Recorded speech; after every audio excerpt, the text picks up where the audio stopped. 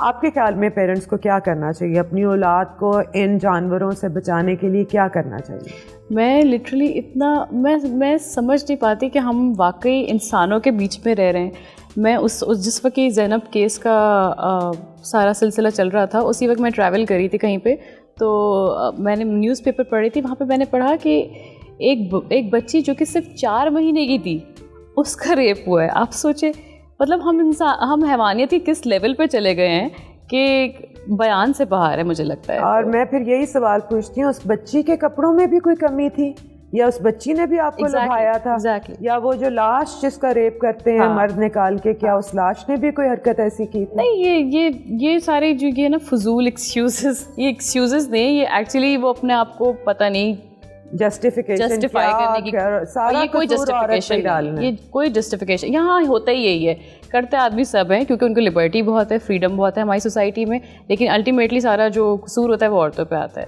कपड़े आपका कुछ नहीं बिगाड़ सकते, ये आपकी अपनी ज़ात है जो आपको ख़राब करती है। मुझे लगता है पेरेंट्स, अभी हमारी जनरेशन जो इस दफ़ा के जो पेरेंट्स हैं वो थोड़े से शायद क्या कहेंगे उसे, गैर ज़िम्मेदार भी थोड़े से हैं। मतलब पहले के ज़माने में जिस तरह लगता था ना, क्लोज़ होती थी फैमिलीज़ और ग्रैंड पेरेंट्स साथ होते थे, तो एक दूसरे से बातचीत करना, ये सारी चीज़ें करना, तो उस वक्त शायद हमारी पहली जनरेशन है वो ज़्यादा अच्छा ब्रॉटअप होता था।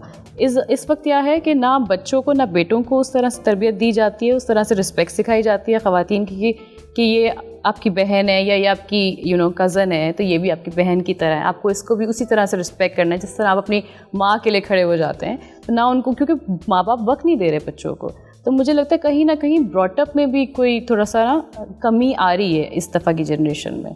और उसके अलावा विजिलेंस नहीं है, बच्चे बाहर अकेले फिर रहे हैं, सौदा ले। अब जितने भी बच्चों का इस तरह के उनके साथ ये केस होता है, वो बच्चे अकेले बाजारों में फिर रहे थे। बिल्कुल। या उनके करीबी रिश्तेदार। वो इतना टाइम नहीं देते आप अपने बच्चों को, आपको पता ही नहीं आपके बच्चे कहाँ घूम रहे हैं। Are you a feminist? Yes I am. आजकल की जो तुम्हारी एज की, मैं तो बच्ची कहूँगी, आजकल की फेमिनिस्ट क्या लड़ाई लड़ रही है? आई थिंक आजकल की जो ख़वातीन हैं वो इक्वालिटी के पीछे लड़ रही हैं। इसको बहुत दफ़ा इसको मुझे लगता है मिसअंडरस्टूड बड़ा किया जाता है। बहुत सारी ख़वातीन ही उस चीज़ को गलत पोर्ट्रे भी कर रही हैं कहीं ना कहीं। जो ये गलत बातों पे कि रोटी टाइप ये जो स्लोगन्स शुरू हो रहे हैं, बेसिकली लड़ाई इसके ऊपर नहीं है। लड़ाई बेसिकली ये है कि आप कहीं भी जा रहे हैं, करियर वाइज आप घर के हाउस होल्ड वर्क ले लें, या ये ज़िंदगी की जो दौड़ है उसमें कहने का मकसद ये कि आदमी और औरत दोनों बराबर हैं, दोनों को साथ एक दूसरे के साथ चलना। और इसी तरह जो हम कहते हैं कि बाहर तो लोग इतना ग्रो कर रहे हैं और इतनी डेवलप्ड कंट्रीज़ हैं, वो इसीलिए क्योंकि वो एक दूसरे को उनका हिस्सा देते हैं, बराबरी का हिस्सा देते हैं। तो हमारे यहाँ यही एक मसला है। सिर्फ ये नहीं कि वो रोटी बनाने पे लड़ाई हो रही है कि ओवन में अपना खाना खुद गर्म करो, ये गलत बात है, ये ऐसी बात नहीं है। आप कर सकते हो अपने हस्बैंड। तो मेरे ख्याल से एक सैटायर किया है, वो जो औरत मार्च हुआ था, इसका एक सैटायर था कि एक तो ये बताना कि औरत का काम सिर्फ रोटी बनाना नहीं है, और दूसरा रोटी बनाना भी एक काम है, इसकी भी उतनी ही इज्जत करो जितनी तुम बाहर जाके जो काम करते हो, हम उसकी इज्जत करते हैं। औरत जो पूरा दिन घर भी संभालती है, बच्चे भी संभालती है, ख्याल भी रखती है, अपने आप को प्रेजेंटेबल भी बना के मर्द के लिए रखती है, ये भी बहुत बड़ा काम है और इसकी भी उतनी ही इज्जत होनी चाहिए। आदमी को भी उतना ही प्रेजेंटेबल, मतलब ये भी इक्वालिटी है, उतना ही एफर्ट करना चाहिए, तैयार होना चाहिए, ना कि पेट बड़ा करके आप आ जाओ और उसको बोले कि आप तैयार होके बैठो। What do you think? What are your views on Me Too movement? Well, there's a lot to say. कहाँ से शुरू करें? पाकिस्तान में लड़कियाँ they are coming out कि Me Too की अवेयरनेस पाकिस्तान में आ गई और पूरी दुनिया में तो है ही। मुझे वैसे लगता है ये बहुत अच्छा हुआ है, स्पेशली हमारे हक में बहुत अच्छा हुआ है, क्योंकि बहुत दफ़ा ऐसा होता है कि सबको पता होता है हर जॉब पे क्या हो रहा है और हर सोसाइटी में क्या हो रहा है। स्पेशली जिस इंडस्ट्री से हम लोग बिलोंग करते हैं, वहाँ एक लड़की के लिए इतना आसान नहीं होता, बिल्कुल आसान नहीं होता। आपको बहुत सारी चीज़ें इग्नोर भी करनी पड़ती हैं, बहुत सारी चीज़ों से फेस करना पड़ता है, और पता नहीं कितनी बातें होती हैं जिसको आप शायद कभी कभी जवाब भी नहीं देते। बिल्कुल सही बात। वो सब मुझे लगता है इस मी टू मूवमेंट से इतने सारे लोग डर तो गए हैं ना और कुछ नहीं, डर तो गए हैं ना।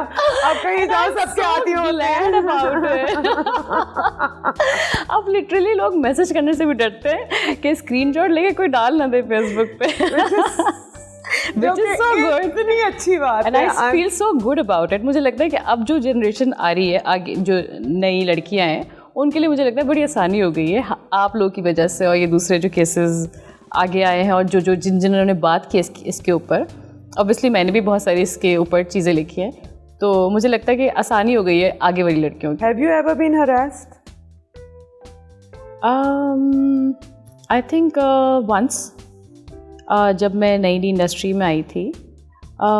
हिरास तो एक्चुअली उस तरह से नहीं, फिज़िकली नहीं, बट वो वर्बली एक कहते हैं ना हरासमेंट, उस वक्त तो मैंने वाकई इग्नोर किया था। और मुझे इस तरह से ऐसा जो बात, क्योंकि मैं इस तरह की बातें भूलना, lot of time we pretend कि हमें समझ ही नहीं आई ना, हमें यही करना पड़ता है। We actually do that. बहुत दफ़ा एक मैं आपको एक अच्छा हुआ नहीं आती, मैं आपको एक इंसिडेंट भी बताती हूँ। एक रिसेंट एक बड़ा कोई मशहूर ब्रांड है, उसके लिए कास्टिंग हो रही थी।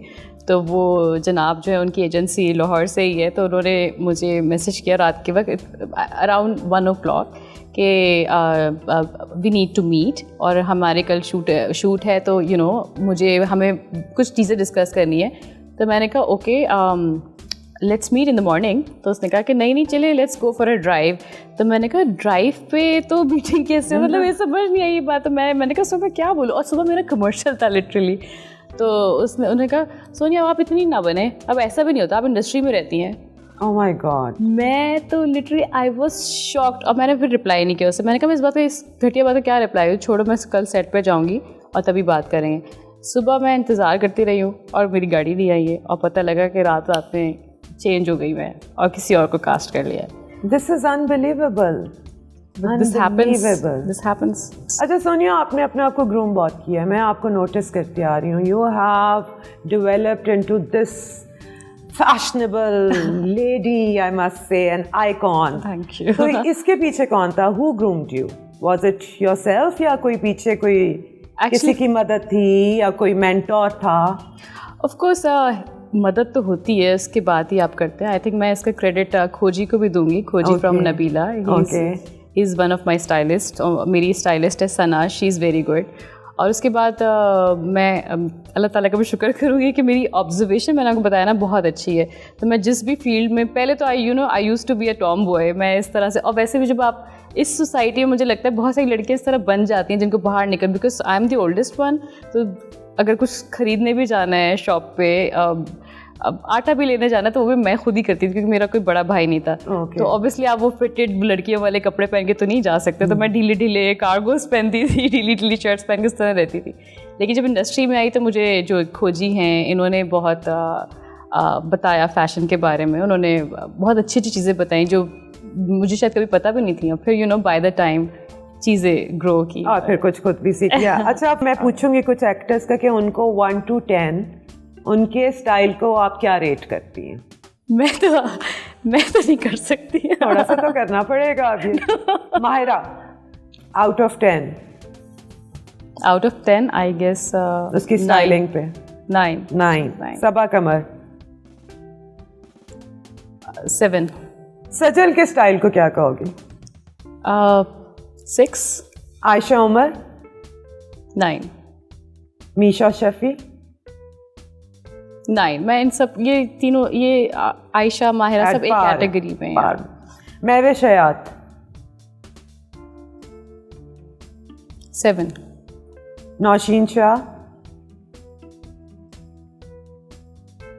8.5। ओके। मीरा 10। ओके।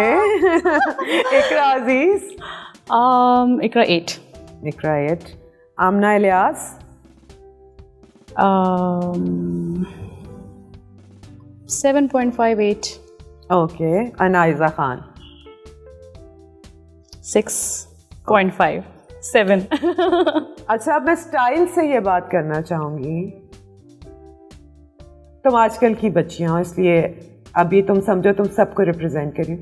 ये ड्रेसेस और गाउन्स पहनने का अवार्ड्स पे क्या शौक है तुम लोगों को?